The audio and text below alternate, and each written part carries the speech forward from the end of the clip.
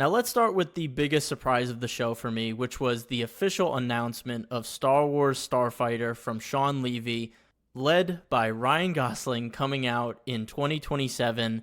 Ryan Gosling is one of my favorite actors, if not my favorite actor, because I believe he is a chameleon. He can do every type of role. I know recently he's been really leaning hard into his comedic side, but of course his dramatic side is what got him on the map. And I love Nice Guys, which was his first like big foray into comedy, and I think a lot of people underrated that movie, but me and my sister absolutely love it. It's one of my favorite movies.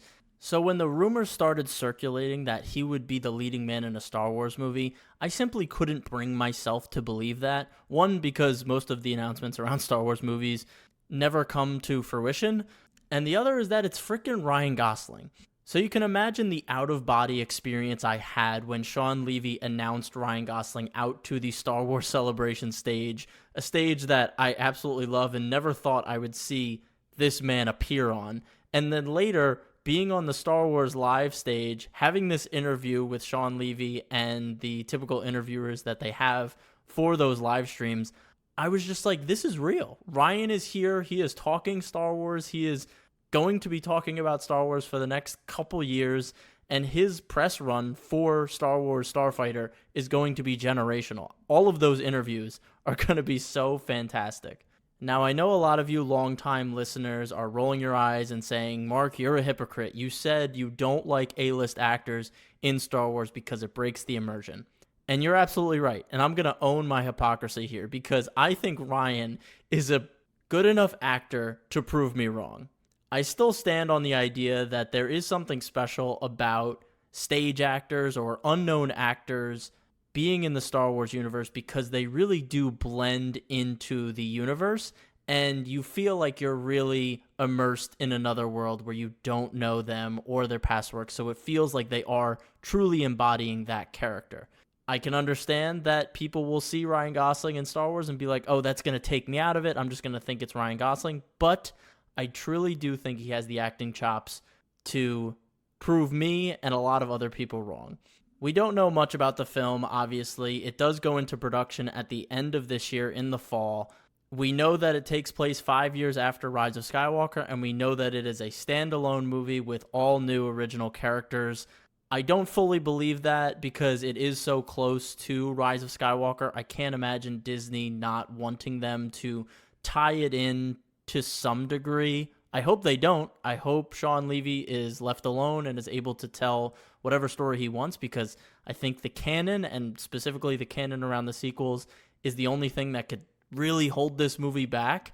The other thing I'm cautious about with this movie is the overuse of comedy, and that's really stemming from the fact that Shawn Levy is the writer and director of the film. Now, Shawn Levy is obviously a very talented director and writer. He has a lot of heartfelt comedic movies under his belt, and I think he could bring that same energy to the Star Wars galaxy. And the way he talked about the film on stage at Star Wars Celebration was so enthusiastic. It seemed like he really believed in the story that he was telling, and that gets me excited all on its own. But I do think he has a tendency to overuse comedy in his films, to the detriment of the emotional moments in those films. Now, that could also stem from the fact that most of his recent projects do involve Ryan Reynolds, and that is definitely his style of comedy.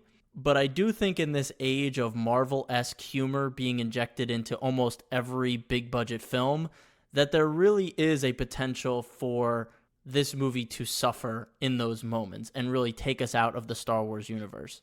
We saw it in The Last Jedi, and while I'll defend Last Jedi on a couple points, I cannot defend the humor in that movie because it feels so out of place. It completely ruins some of the scenes that it's injected into, and I'm just worried that it might pop up again in this film, especially with Shawn Levy directing.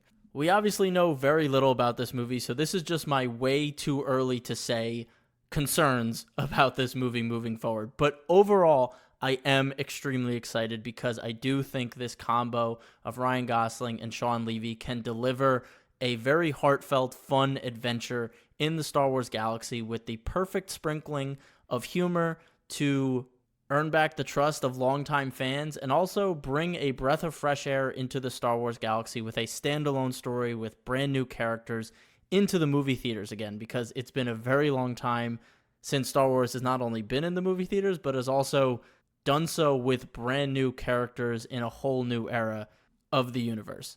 The last thing I'll discuss that's related to this movie announcement is that it's very telling that the Rey movie was not mentioned at all during this.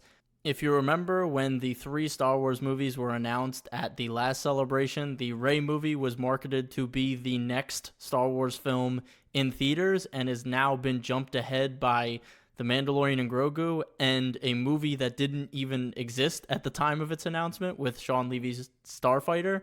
The Rey movie has had a new writer every year, and they've dropped off so much writing talent from the script that it's hard to keep up with. And there was never really a demand for it. I know some people will tell you that there's a big demand for a Rey movie and the continuation of the sequels, but there isn't. And a lot of Star Wars fans could have told Disney straight up, like, hey, we don't want a continuation of the sequels, but Disney in their hubris wants to force the sequels down our throats and wants to solidify them as a legitimate piece of Star Wars media, which they are. I'm not one of those people that's like, oh, retcon the sequels, those aren't real Star Wars. I don't like them, but I think that's a bit extreme. But I think this is a huge indication that the Rey movie is probably not happening the way it was initially announced. It might be part of Simon Kinberg's trilogy that he's working on. It may pop up somewhere else, but I don't think Rey is going to get that standalone movie that they first announced back in 2023.